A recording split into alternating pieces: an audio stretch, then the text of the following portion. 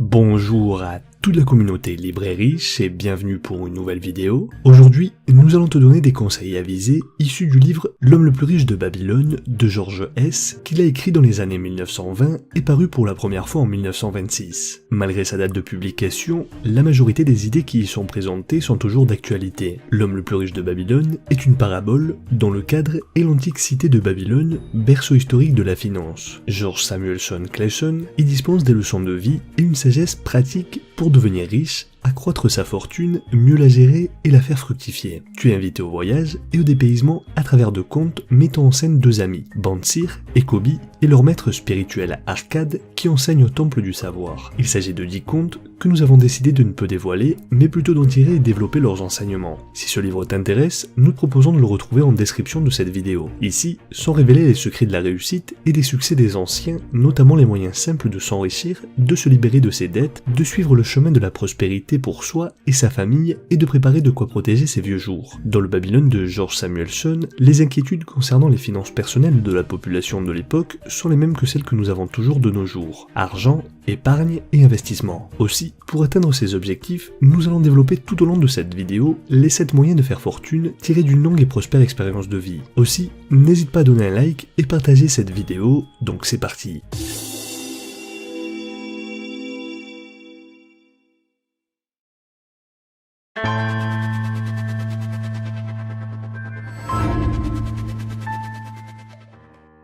Babylone n'a pas toujours été une ville riche et prospère pour tous ses habitants. Pourtant, certains ont réussi à amasser une immense fortune. Le roi, soucieux du faible niveau de prospérité des habitants de la ville, convoqua Arkad, l'homme le plus riche de Babylone, afin qu'il enseigne à 100 hommes comment acquérir la richesse. Ces hommes pourraient alors enseigner à d'autres hommes, jusqu'à ce que tous sachent comment devenir riches. Arkad consentit à leur enseigner les 7 moyens qui ont fait sa fortune, au rythme d'une leçon par jour pendant 7 jours. Le lendemain, Arkad demanda aux hommes venus recevoir son enseignement quel métier ils pratiquaient. Marchand d'œufs, scribe, boucher, chacun gagnait sa vie d'une manière qui lui était propre. Pour toutes les 10 pièces de monnaie que vous mettez dans votre bourse, n'en dépensez que 9. Votre bourse commencera à se remplir tout de suite. Pour éviter d'avoir un portefeuille vide en fin de mois, la première chose à faire est de mettre au moins 10% de tes revenus de côté chaque mois. Paye-toi toi-même d'abord. Avant de laisser tout l'argent que tu gagnes partir dans tes factures et tes dépenses, pense à te payer, c'est-à-dire à en garder une partie pour toi. Ton portefeuille va ainsi commencer à grossir. Toute richesse ne peut commencer que par là. Car en effet, quand on place en premier la satisfaction de ses désirs, la bourse est toujours vide. Il n'y a jamais assez d'argent. Mais curieusement, lorsque ton portefeuille commence à grossir, tu découvriras que les 10% que tu mets de côté ne te manqueront pas et en plus, tu n'auras pas plus de difficultés en fin de mois. Au contraire, tu trouveras plus facilement de l'argent car tu penseras plus à en gagner qu'à en dépenser. C'est donc à toi de décider ce que tu désires le plus. Soit la gratitude immédiate, de petits plaisirs aujourd'hui qui sera vite consommé et rapidement oublié, soit des biens durables, des investissements qui te rapporteront de l'argent. Concrètement,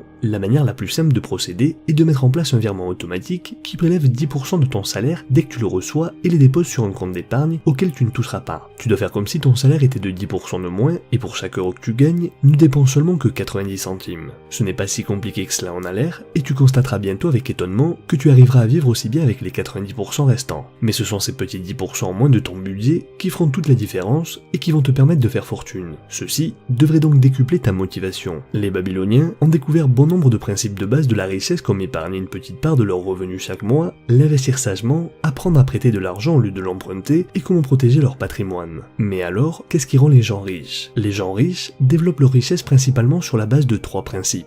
Premièrement, ils vivent légèrement en dessous de leurs moyens. Vivre en dessous de ses moyens est le premier point de contrôle qu'il faut franchir pour avoir l'argent nécessaire pour investir, alors pourquoi ne pas commencer par là? L'objectif de notre économie et de notre système d'éducation occidentaux est que tu acceptes un emploi de 35 heures par semaine et ensuite que tu dépenses tout ce que tu as gagné. Mais personne n'a dit que tu devais jouer à ce jeu. Tu n'es pas obligé d'arrêter de boire un café au lait ou d'aller au cinéma de temps en temps, mais tu peux quand même dépenser moins que ce que tu gagnes. Le deuxième, ils investissent l'argent qu'ils économisent sans jamais s'endetter. Dépenser ton argent durement gagné dans des divertissements et dans des achats futiles pour des satisfactions éphémères, ce n'est vraiment pas nécessaire et c'est exactement l'argent que tu devrais plutôt épargner et investir. Le principe ici est simple, gagner de l'argent en travaillant. Évidemment, il est important d'aimer le travail que tu exerces pour pour augmenter justement ta capacité à améliorer ton salaire. De plus, il ne faut pas hésiter à aller à l'école et à participer à des formations de perfectionnement. Ces 2 étapes sont essentielles selon l'auteur. Alors pour gagner sa bourse, après ces étapes réalisées, quoi de plus logique pour chaque 10 € de gagné d'en retirer 1 et les 9 autres pour dépenser. Ainsi, tu te dois d'économiser au minimum 10% de tes revenus pour investir. Alors regarde tes dépenses et réduis celles qui sont vraiment inutiles et tu verras que trouver ces 10% est plus facile que tu ne le penses. Enfin,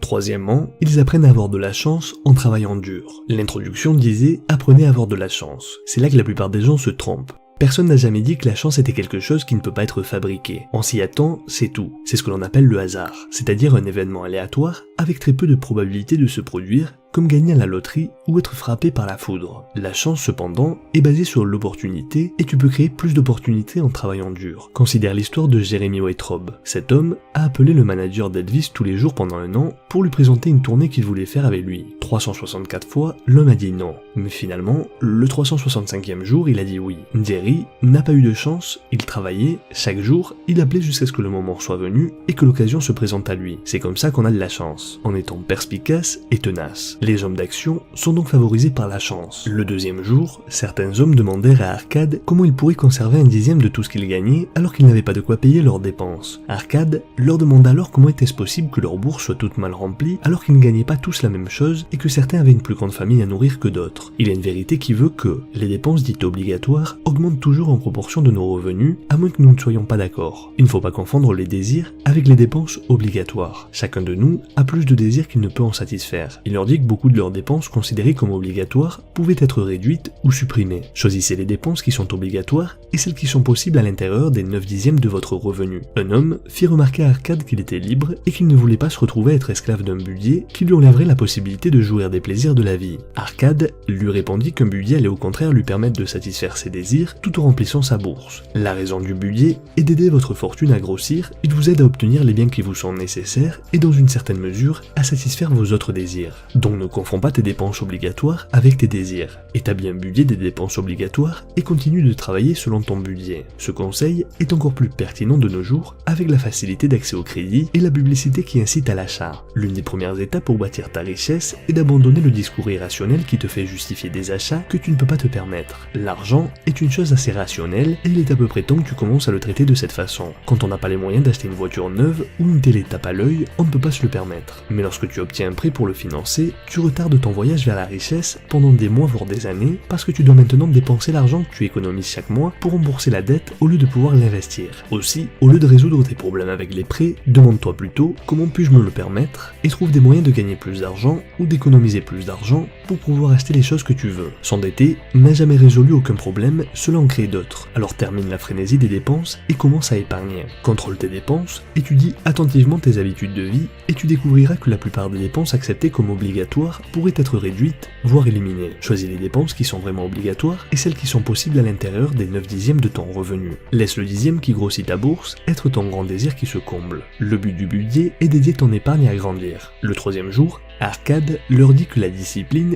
permet de garder 1/10 de ce qu'ils gagnent dans leur bourse, mais l'argent conservé dans une bourse ne rapporte rien. Il leur raconta la manière dont il avait commencé à bâtir sa fortune, la perte de son premier investissement par manque d'expérience, puis son premier investissement gagnant auprès du fabricant de boucliers Agar. Il prêtait de l'argent à ce dernier afin qu'il puisse acheter plus de bronze pour fabriquer ses boucliers. En échange, Agar lui rendait son argent avec un bon d'intérêt après avoir vendu ses boucliers. Arcade lui prêta alors à nouveau la même somme, augmentée de l'intérêt perçu. La richesse d'un homme ne se trouve pas dans les pièces qu'il transporte dans sa bourse, mais dans le revenu qu'il a bâti, le ruisseau d'or qui arrose continuellement sa fortune et le garde toujours bien en point. Arcade a ensuite multiplié ses sources de revenus jusqu'à devenir l'homme riche qu'il était en réinvestissant ses gains avec les intérêts, profitant ainsi de l'effet composé. Comme tu peux le voir, c'est le temps qui permet de bâtir les fortunes. Par conséquent, il faut optimiser tes rendements tout en dormant bien la nuit. Donc il faut investir pour que ta fortune s'accumule et grandisse. Tu as contrôlé tes dépenses pour mettre de côté le 10e de ce que tu gagnes. L'or conservé dans une bourse contente celui qui la possède mais ne rapporte rien. Il faut donc mettre ton or au travail car la richesse d'un homme n'est pas dans l'or de sa bourse, elle se trouve dans le revenu qui continue à rapporter que tu sois au travail ou en voyage. Le 4e jour, Arcade leur apprit à protéger leur or contre leur propre avidité, à ne pas risquer des investissements qui pourraient leur coûter leur capital. Le premier principe de l'investissement consiste à assurer la sécurité de ton capital. Il les encouragea à être conscients des dangers éventuels et à s'assurer que leurs débiteurs puissent les rembourser rembourser. Puis Arcade leur raconta son premier investissement qui fut désastreux, comment il confia ses économies à un marchand de briques et comment celui-ci se fit avoir par les Phéniciens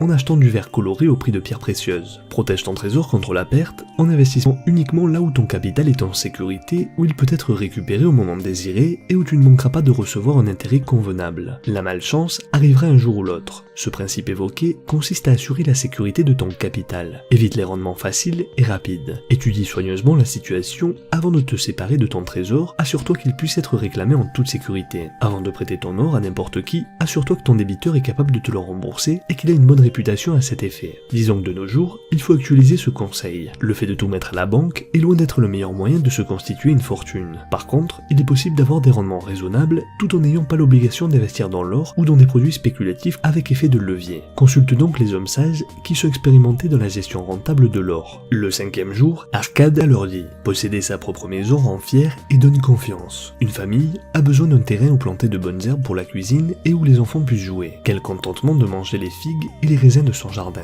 Payer pour sa maison peut se faire aussi régulièrement que payer un propriétaire. Pourtant, posséder sa propriété permet à terme de s'affranchir du loyer une fois la dette remboursée, puisque chaque paiement réduira la dette de ta maison, quelques années de ta vie suffiront à rembourser ce prêt. Ceci aura pour effet de réduire considérablement ton coût de vie lorsqu'il n'y aura plus d'hypothèque. Après quelques années, tu posséderas une propriété de valeur sans plus rien avoir à payer sinon les taxes du roi. Alors, retombent les bénédictions sur l'homme qui possède sa propre maison. Ta maison est potentiellement la plus grosse dépense. Tu dois la considérer avec la plus grande attention et la gérer intelligemment. Ici encore, il s'agit de comprendre qu'il est important de vivre en dessous de ses moyens et d'acheter ou louer une maison que tu pourras aisément te permettre. Beaucoup de personnes pensent que leur maison est un investissement alors qu'en réalité ce n'est pas vraiment le cas. C'est une très grande charge que tu dois gérer avec le plus grand soin. En effet, le débat entre posséder sa résidence principale et rester locataire n'est pas aussi tranché et reste relativement subjectif. Pour la plupart des gens, il est effectivement bénéfique à long terme d'acheter sa propre maison. Mais pour ceux qui veulent construire un patrimoine immobilier, acheter sa propre maison sera un handicap réel pour se faire prêter de l'argent à plusieurs reprises. Le 6e jour, Arcade leur conseilla de prévoir un revenu pour leurs vieux jours et leur famille. Un homme peut acheter des terres ou des maisons qui lui assureront un revenu ou bien prêter de l'argent avec intérêt jusqu'à constituer un capital suffisant pour le moment où il ne pourra plus travailler. Le but est d'éviter de tomber dans des situations tragiques comme celle d'un homme peu fortuné et qui ne peut plus travailler. Se constituer un bas de laine pour la retraite est la base de sa sécurité financière à long terme. En fait, un peu avant, l'auteur mentionnait qu'en travaillant en se formant, l'on gagnerait des revenus de plus en plus importants. Ici, il nous conseille de prévoir un revenu même lorsque nous ne pourrons plus travailler et lorsque l'on sera trop vieux pour apprendre de nouvelles choses. Il faut donc penser à ces jours futurs où l'on sera vieux et où l'on ne pourra plus faire grand chose. Aussi, il faut assurer sa mort. Avec une assurance vie, un petit paiement mensuel rend disponible une somme importante pour sa famille lors de notre décès. En résumé, prévois des revenus pour plus tard et assure la protection de ta famille. Prépare ta retraite. Le 7e jour, pour la dernière leçon,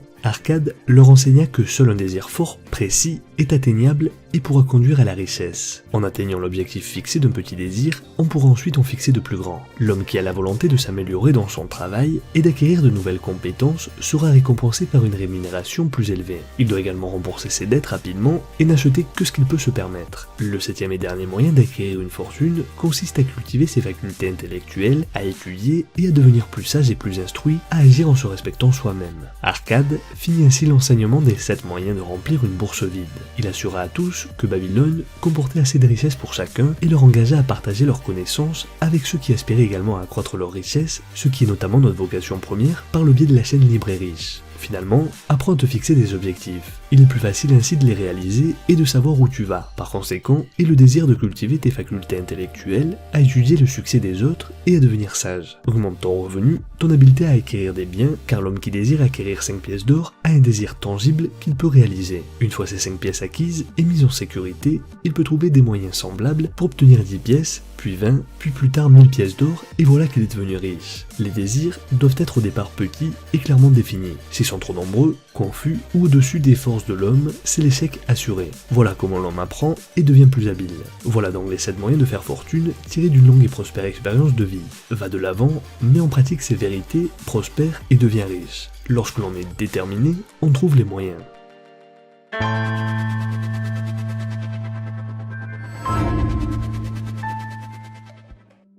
Arkad voulait tester la capacité de son fils à gérer sa fortune avant de le désigner comme héritier. Il envoya donc son fils Nomassir voyager pendant 10 ans en lui confiant une bourse d'or ainsi qu'une tablette d'argile sur laquelle étaient gravées les 5 lois de l'or. Il apprit donc les lois qui étaient inscrites et les appliqua. Il se trouva un travail, mit 10% de ce qu'il gagnait de côté, puis alla chercher quelques conseils auprès de gens avisés pour faire fructifier son or. Ces gens faisaient partie d'un groupe d'investisseurs qui mettaient leur argent en commun pour réaliser des projets. Ils étaient sages, ne prenaient pas de risques inconsidérés et avaient suffisamment d'expérience pour ne pas faire de paris insensés. Au bout des 10 années, Nomassir avait non seulement regagné l'argent perdu que lui avait donné son père, mais il se présenta même devant lui avec le triple de la somme qui lui avait été initialement confiée. Il remboursa donc son père d'un sac d'or équivalent à celui qui lui avait été confié et de 2 autres sacs de même poids en guise de reconnaissance de la valeur de ses lois. Il était conscient que de bons conseils valaient beaucoup plus qu'une bourse pleine d'or. Sans sagesse, l'or est vite perdu par ceux qui le possèdent. Mais grâce à la sagesse, l'or peut être vite acquis par ceux qui n'en ont pas. Nomassir, fils d'Arkad, finit ainsi son histoire. Si lui-même est devenu un riche marchand, c'est avant tout parce qu'il a suivi les 5 règles de l'or. Donc pour récapituler, premièrement, paye-toi en premier. Pour éviter d'avoir un portefeuille vide en fin de mois, la première chose à faire est de mettre au moins 10% de tes revenus de côté chaque mois de façon systématique, par prélèvement automatique par exemple. Deuxièmement, ne laisse pas ton or improductif.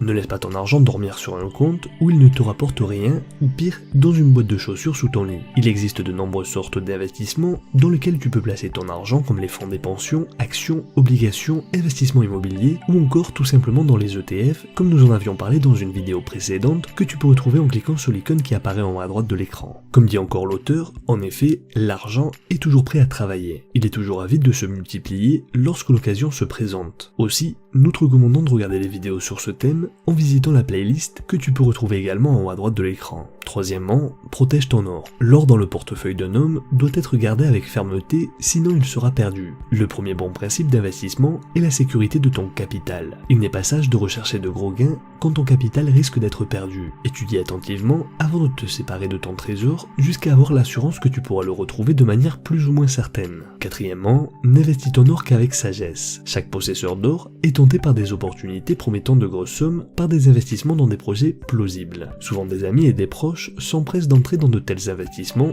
et te conseillent vivement de les suivre. Si tu ne possèdes pas personnellement une connaissance approfondie ou tu n'es pas familier avec un investissement, alors tu ne pourras pas en évaluer correctement la sécurité et la rentabilité. Si tu te fies à ton propre jugement pour investir, tu risques le plus souvent de découvrir que ton jugement était imparfait et tu paieras ton manque d'expérience de ton capital. Demande plutôt des conseils à des personnes compétentes dans la gestion de l'argent et n'hésite surtout pas à en rencontrer plusieurs et à comparer leurs avis. De cette manière, tu investiras comme un sage. La 5e et dernière loi de l'or fut la promesse de gains faciles. Tu connais le dicton, si c'est trop beau pour être vrai, ça ne l'est probablement pas. Donc attention aux opportunités trop belles pour être vraies, ce sont des arnaques. Fais attention également aux propositions d'affaires ou d'investissement qui prétendent te faire gagner rapidement beaucoup d'argent. Elles sont nombreuses et foisonnent sur internet et ailleurs. Les hommes et les femmes de sagesse savent qu'il vaut mieux limiter les risques au maximum et faire fructifier leur argent régulièrement plutôt que de prendre des risques en espérant des gains rapides et ainsi perdre une partie de leur capital. Tes émotions, ton désir de gagner rapidement beaucoup d'argent sont de mauvais conseils.